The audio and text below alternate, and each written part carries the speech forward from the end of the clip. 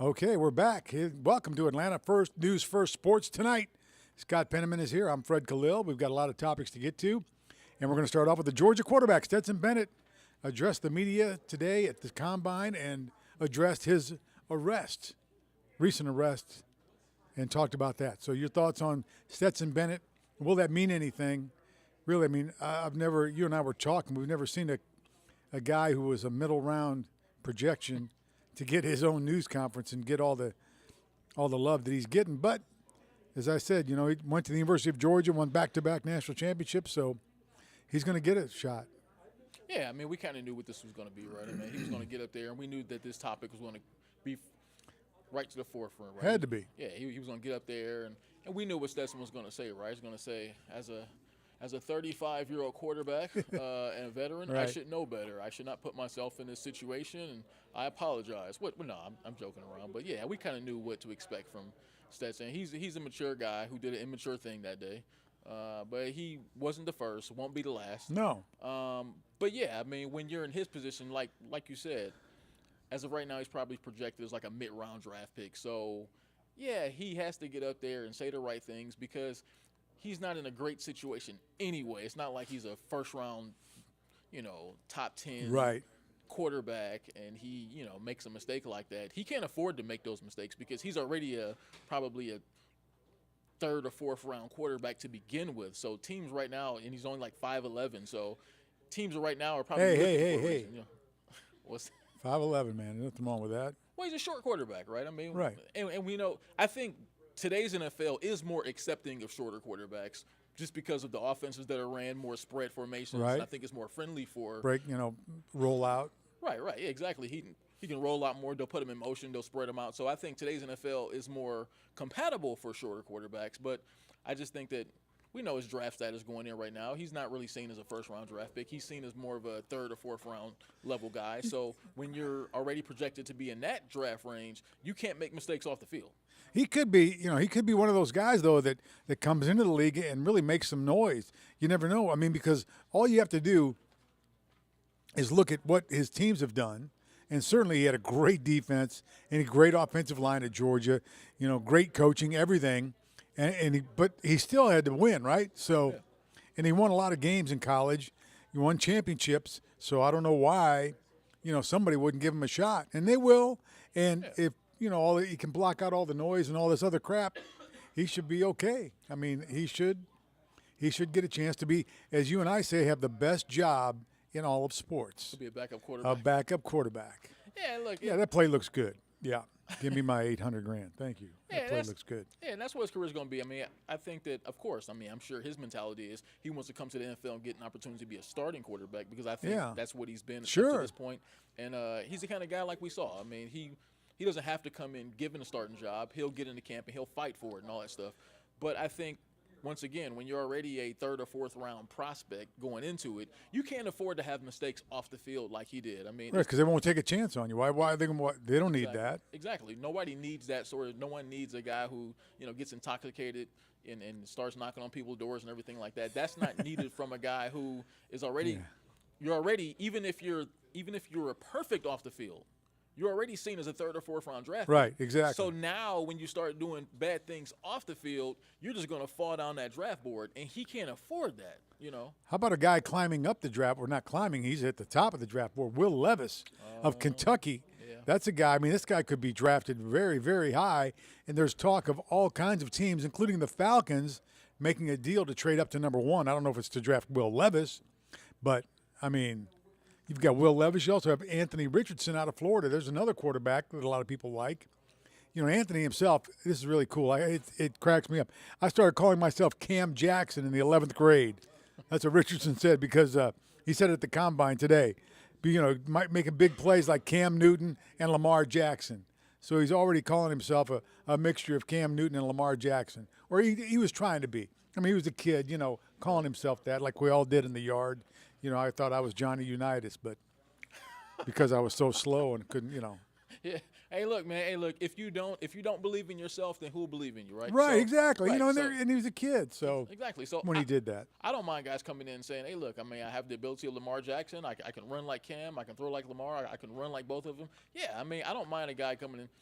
I've seen Anthony Richardson play while he was at Florida. Yeah. I didn't come away that No. impressed. But look, if he has great physical attributes and he gets around the right coaching staff, they There's can he- bring things out of him that maybe scouts don't see. I mean, just think about it. When Patrick Mahomes was drafted from out of Texas Tech back Right. in 2017, right? When Patrick Mahomes was drafted in 2017, when he came out and he was sort of shooting up the draft boards, a lot of people couldn't understand why. I mean, he was kind of like a mechanically wild quarterback. And then what happened? He gets to the Yeah. NFL. He has the right head coach work with him and Andy Reid. And all of a sudden we have this superstar quarterback. So I think a guy like Anthony Richardson, I think if he gets with the right team, the right coach, the right organization, he can become his best self. Are you looking? Now, I'm sorry. Go ahead. no, I was going to bring up the other guy you brought up, Will Levis. Will Levis of Kentucky. Yeah. Yeah, that's a different story for me. You don't think you think he's overrated? You don't think Scott doesn't think this guy should even be in the draft, right?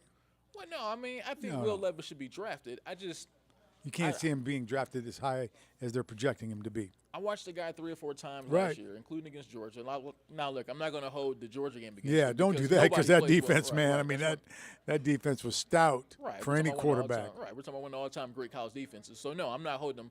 But anytime I saw Kentucky play, man, I just don't see it. I didn't see it. I watched them the whole year because coming into the season, you heard Todd McShay and Mel Kiper and all the draft guys say that this guy's a first-round quarterback. So I watched Kentucky play about 3 or Right. 4 times, and, man, I didn't see it. I don't see what makes him a first-round prospect. But every year around draft time, Well- teams are thirsty for quarterbacks. So every year around draft time, a quarterback-thirsty team is going to shoot some guy up the draft board who doesn't belong there. And I think this Well, year's Will Levis. Well, you never know, though. I mean, the guy might have better teammates, in the NFL. He might have better teammates in his camp. He might have better receivers, different. So you don't know. So they might see the tools and the different things, the intangibles with him as they work with him that he didn't have at Kentucky. Maybe he didn't have a great receiving core around him or a great offensive line in front of him.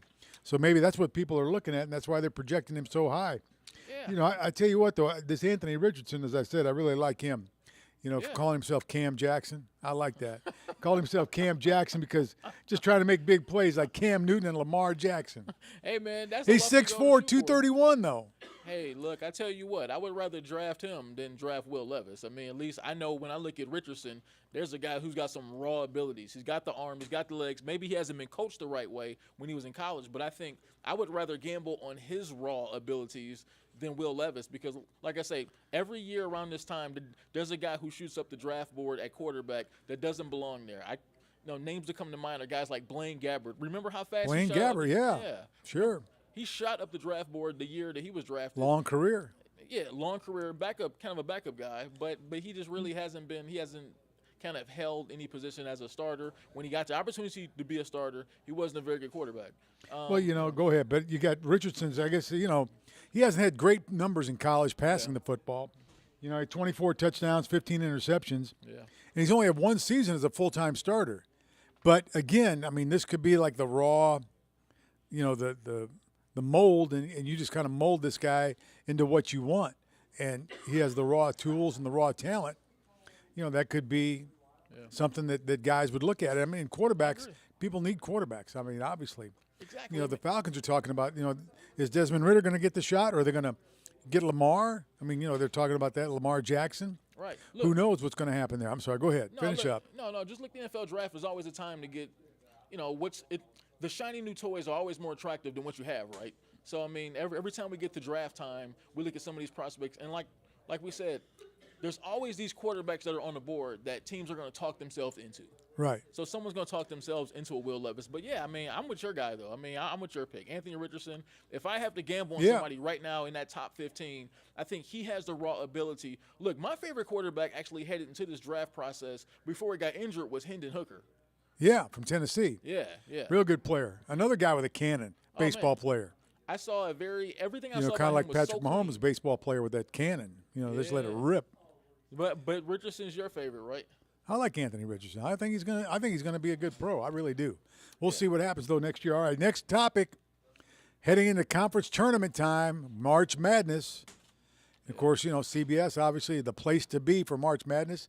Atlanta News First will have all the games for you. So, not all the games because they took some of them from us over the years, but Final Four, right here. That's where you're going to want to see it. So, college tournament time, it's always fun. You know, I mean, I'm an Indiana graduate, so, you know, it's always fun for us.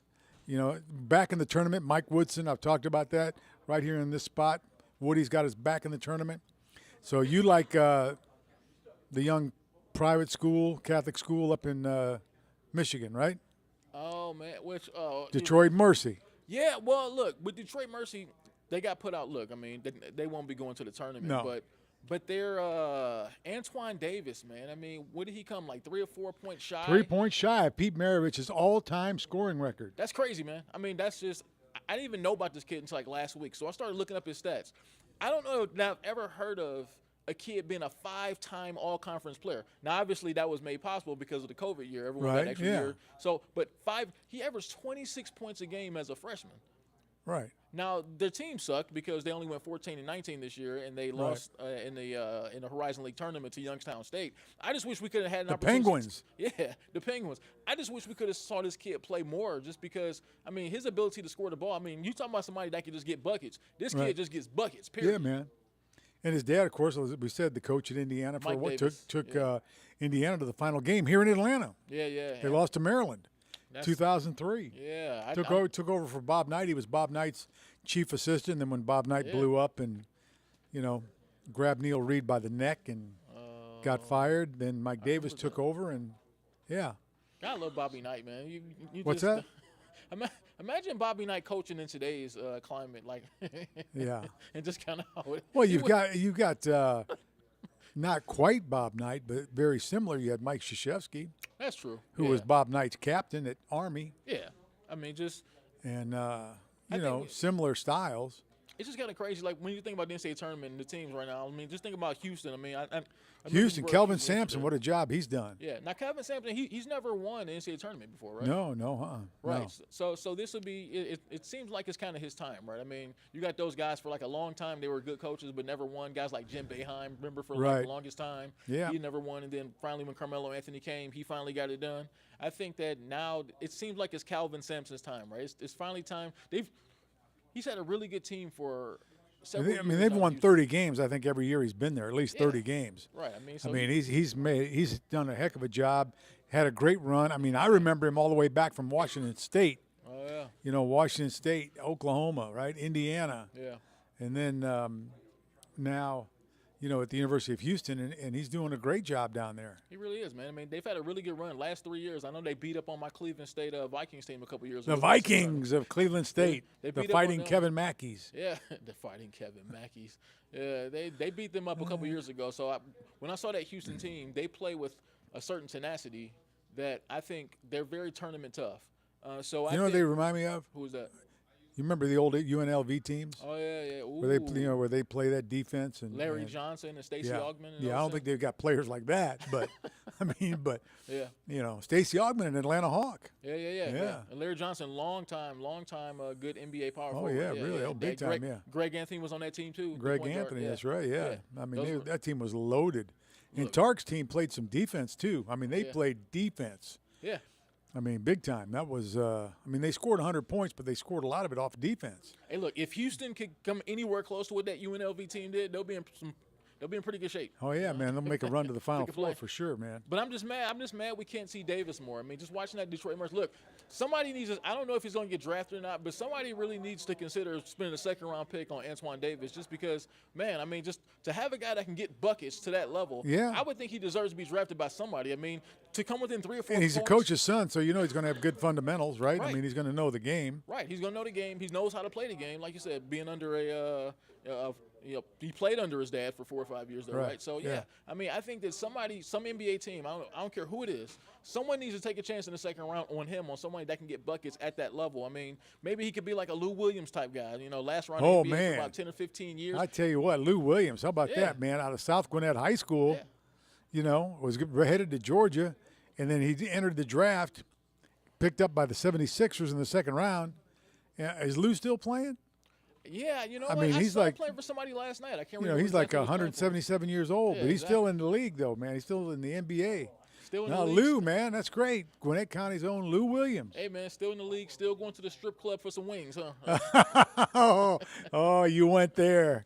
I love it. You went there. That's one of my favorite stories ever. That's it, man, because he loves the wings. Hey, man, yeah. He went to the strip Yeah, he club loves for some other wings. things, too, yeah.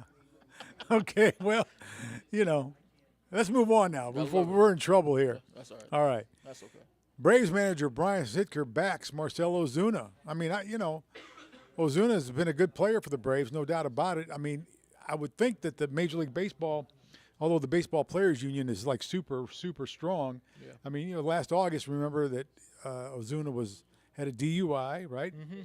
Apologized to his teammates. He's trying to learn from his mistakes, and he also had a domestic violence charge against him as well. But, Brian Snitker backs his guy, and so expect Marcell Ozuna to be there. What's really helped, I think, the Braves and all of the National League is the DH, the designated hitter, because that gives a guy like Ozuna a spot in the lineup where otherwise he might not have that spot because he's not anymore anyway, not the best fielder. Yeah, so just think about it so far. Like, I know since I've been covering the Braves, it seems like Marcell Ozuna is one of those guys on the team who kind of like the guys kind of rally around him. I mean, they seem his teammates from a baseball standpoint. Yeah, they do. He's not a problem in the clubhouse. Right, exactly. At all. That's why Brian Snitker backs him. Yeah. So, and let's be honest, right? I mean, lots of guys get in trouble off the field, have got in trouble off the field, but as long as you can help your team on the field, as long as you can still make plays on the field, they're going to find a reason to keep you on the field, and they're probably going to back you too. So I think that him being a really, really effective player is one of the reasons why they're going to back him, because he's a good player. Of course. But second of all, I mean, I think that, we talked about, I think me and you talked about it the other day, guys like Terrell Owens and guys like that, right? They will come up with a reason to keep you on the field until you can no longer play.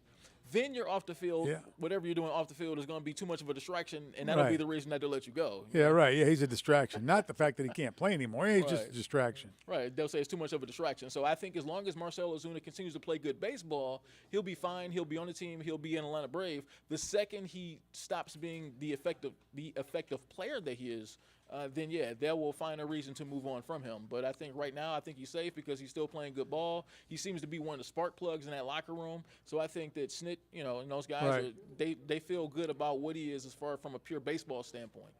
All right. Our last topic. What's on your mind tonight? Man, have you been? Well, you have been. The NFL scouting combine, right? Right. Yeah. Just watching. See Nolan Smith last night. 4.3740 for Nolan Smith. That's a big dude coming at you, man. That's a linebacker running a 4.37 40-yard dash. I mean, just think. I mean, he was hurt midway through the season, where I think coming into the season, he was seen as a guy who was going to be a first-round draft pick. Yep. Now, and then he gets hurt during the season. So then I thought maybe that kind of impacted his draft status a little bit. But now when he goes to the combine, he's basically just tearing up the combine. I mean, he's running super fast in a 40. He's doing all the other drills pretty good. I think Nolan Smith might be one of those guys that may creep into the first round. I mean, just think about him. Just when you watch his game, when you watch how he played, when you watch his versatility, doesn't he just smell like a Pittsburgh Steeler or a Baltimore Raven? He could be, man. Oh man, he could be, and he could go, because those guys are deeper in the first round, so he could go late first round. Exactly. He could go in the 20s. Yeah. He's one of those guys. I mean, George has got defense on defense on defense, and that even though Kirby was not the defensive coordinator, that Kirby, has a great reputation for defense. So, and his players are going to come out. And again, when you get a guy from Georgia, and you get him in the NFL. I'm not going to say you don't have to coach him, but you don't have to coach him as much. Yeah. Because, I mean, they're all going to be trained. They're going to have good habits. Right. They're going to have all those things that you need to try to make it in the NFL. And that's probably why, that's why the pros come in and watch practice. Well, they watch practice to see the players. But, I mean, they come in and they, learn how these guys do things. And I think that helps these players a lot. I really do. I think it helps them a lot. Exactly. I mean, when you look at the program, when you look at the program that Kirby has put in place out there at Georgia, these guys are NFL ready. I mean, so I think when you look at a lot of these guys that are on their team, I think that's part of the reason why they'll get, not only are they winners, they look NFL ready because they're prepared. And look, anybody who's seen a UGA practice, you see the pace that they run at. Those guys never stop moving. Everything's high pace. Everyone's moving fast at those practices. So I think these guys are coming out NFL ready. And when you look at Nolan Smith, like I just said, when you look at him, when you look at his versatility, his ability to get to the quarterback, drop in coverage, and those things, to me, he just smells like a Pittsburgh Steeler or a Baltimore Raven. He has that sort of viciousness. Linebackers that run to the ball. Exactly. He's a linebacker. They run to the ball, and he can get to the quarterback. They arrive in a bad mood. Exactly. He just smells like a Pittsburgh Steeler or a Baltimore Raven. What do they smell like? They smell like football, man. Is that what it is? They smell like football? When you watch a Ravens game, when you watch the Raven and the Steelers play, when you watch those two teams play, it seems like that game should be played like in a back alley. Now you really should. You should not like the Ravens, but because they're your old team. Yeah, look. Let it go, right? Yeah, Let it go. You got the Browns back with the logo, right? I'm just letting it go at this point. All right. Well, okay. Here's what's on my mind. Gio Kamakis, my favorite name to say. Yeah. He got his visa approved, so he's going to be on the pitch Saturday night when the Toronto FC comes to town, take on Atlanta United. So MLS season is here, the home opener. Good, man. Look, I hope he can bring some offense to the team, man. Just because last year I got tired of watching them score 0 goals and stuff, man. Put the pressure on. Yeah, it's going to be tough. Yeah. And these guys, they started out so great. Right.